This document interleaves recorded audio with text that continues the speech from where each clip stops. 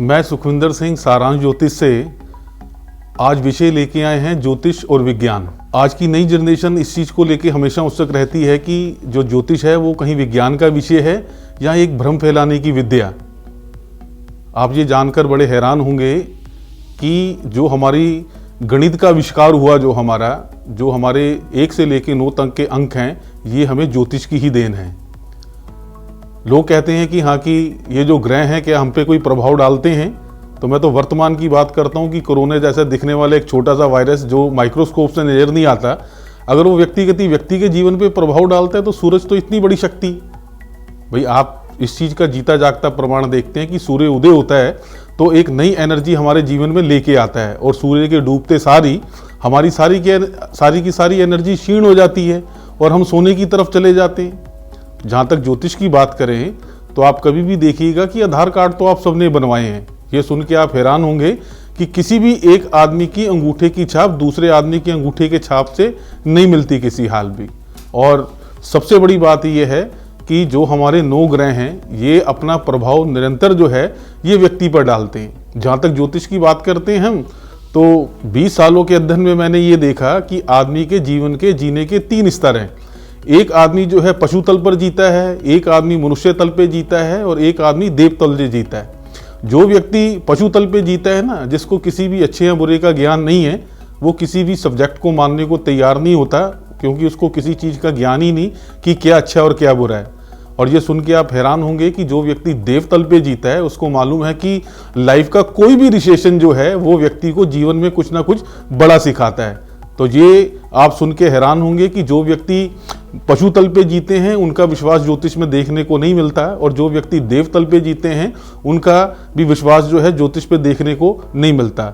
जो मनुष्य तल का व्यक्ति है पशु हो नहीं सकता और देव बनने के गुण नहीं है और वो लेके कहीं ना कहीं ज्योतिष में जो है अपने आप को बहुत ज़्यादा उत्सुकता जो है वो कहीं ना कहीं दिखाता है। तो मैं आपसे यह कहना चाह रहा था कि ग्रह जो हैं अपना निरंतर प्रभाव जो है व्यक्ति के जीवन में डालते हैं। जहाँ तक ज्योतिष की बात करते हैं तो ज्योतिष का जो केंद्र है हमने सूर्य माना है और जितनी भी सृष्टि है, जितनी भी हमारी कायनात में, वो बेशक वनस्पति है, वो जीव हैं, वो जो जंतु हैं, सूर्य से मिलने वाली ऊर्जा के कारण ही आज अपने जीवन को निरंतर जो है वो आगे बढ़ा रहे हैं।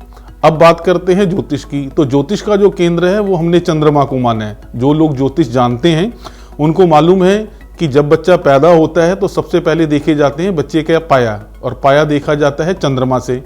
उसके बाद ये देखा जाता है कि बच्चा जीवन में कौन सा नक्षत्र लेके आया है, उस नक्षत्र की गणना जो है वो भी हम चंद्रमा से करते हैं। और जातक में जीवन में मिलने वाली दशाओं की गणना वो भी हमारी चंद्रमा से शुरू होती है। और उसके बाद जो गोचर भी हमारा चंद्रमा के ऊपर आधारित है। जहाँ शनि की साढ़सती की बात करें तो शनि की साढ़सती भी चंद्रमा से, जब 12वें भाव में हमारा शनि आके गोचर करता है तो शनि की साढ़सती जो है हम पे जो है प्रारंभ होती है। तो ज्योतिष में जो रीढ़ की हड्डी है ये हमारा चंद्रमा है।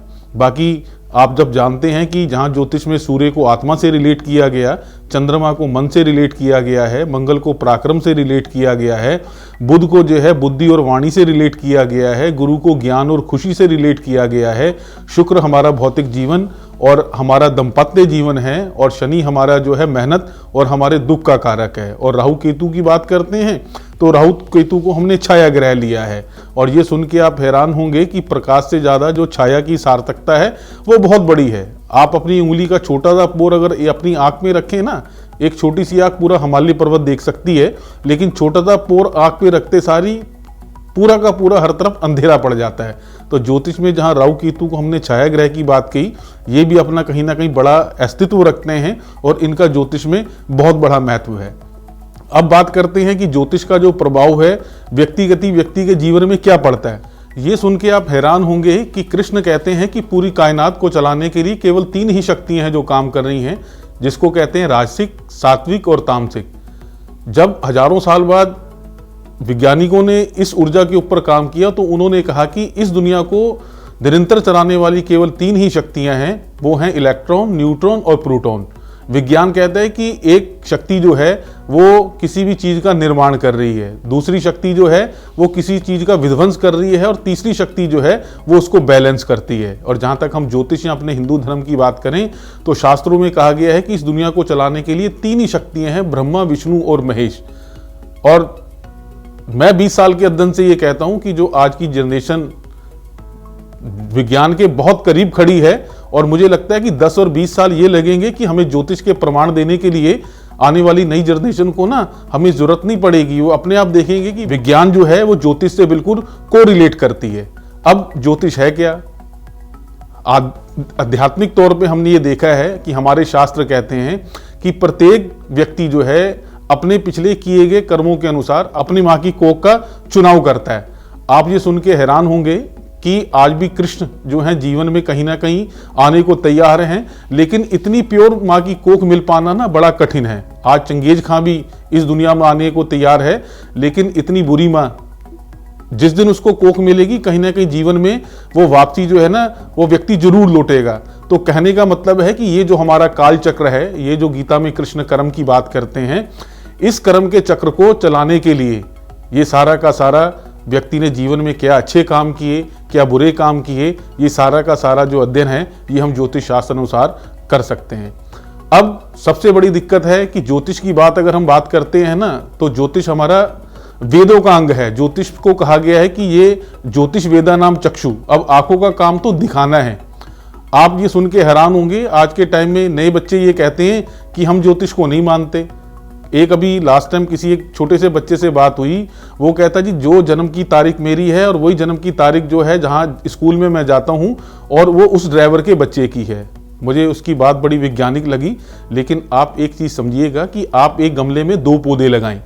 एक पौधे को ऊपर आप एनवायरनमेंट पे छोड़ दें और एक को आप समय से जब खाद चाहिए, जब आपको जल चाहिए, और उसके लिए आप माली या उसका ध्यान रखें।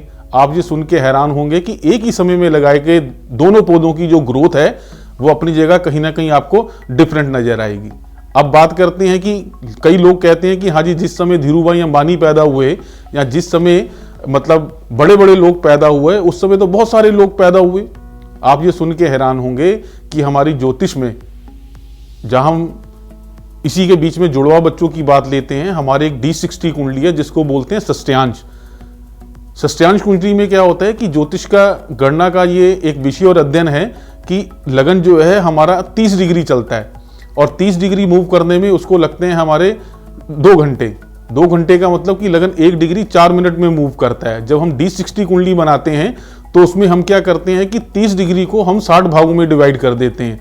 तो जब 1 डिग्री लगन मूव करने में 4 मिनट लेता है तो आधा डिग्री मूव करने में 2 मिनट लेता है। बस यहीं आके सारे के सारे व्यक्तियों के जीवन में फर्क आ जाता है। 2 मिनट चेंज होते सारी दोनों बच्चों के जुड़वा भविष्य का जो ग्राफ है वो बिल्कुल चेंज हो जाता है। ये मैं ज्योतिष की गणनाओं की बात कर रहा हूं, ये कोई गणनाएं मेरी नहीं है। और आप ये सुन के हैरान होंगे कि एक दिन में बच्चा जो है, जैसे उसने कहा कि मैं भी इस तारीख में पैदा हुआ और दूसरा बच्चा भी उस तारीख में पैदा हुआ है। आप इस बात को जानते हैं कि ज्योतिष की सारी गणनाएं सूर्य को लेके हैं।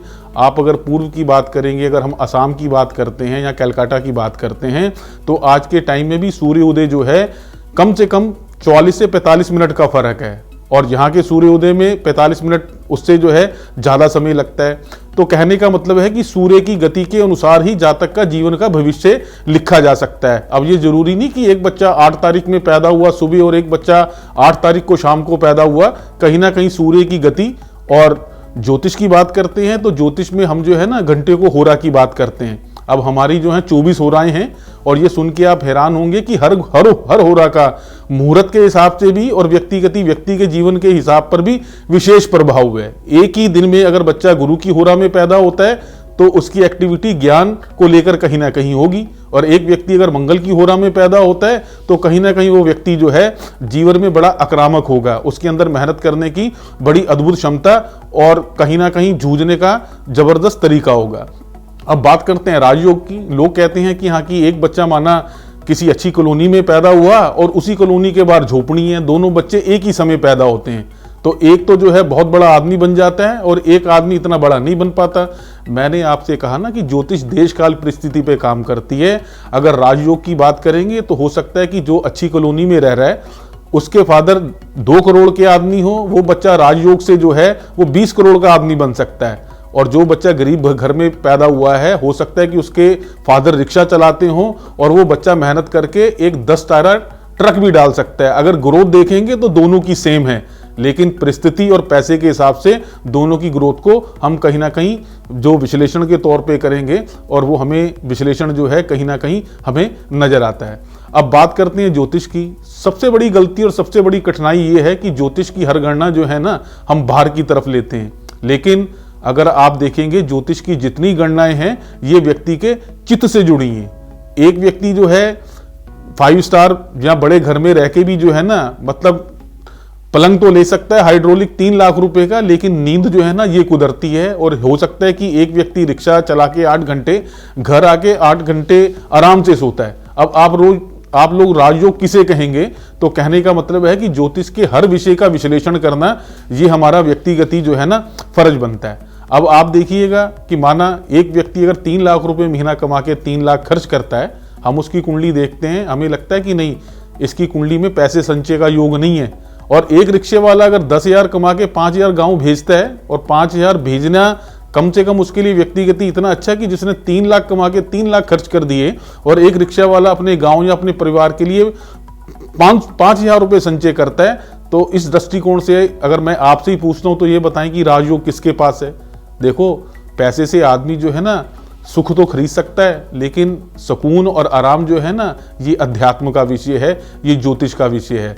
हम क्या है बाहर की गणनाओं को जो है ना अपने पैरामीटर और अपने तरीके से नापते हैं, लेकिन ज्योतिष जिन गणनाओं की बात करता है ये गणनाएं आदमी के चित्त, आदमी के सुख, आदमी के व्यक्तित्व और आदमी से जीवन की जुड़ी हुई बातों की ओर दर्शाती है।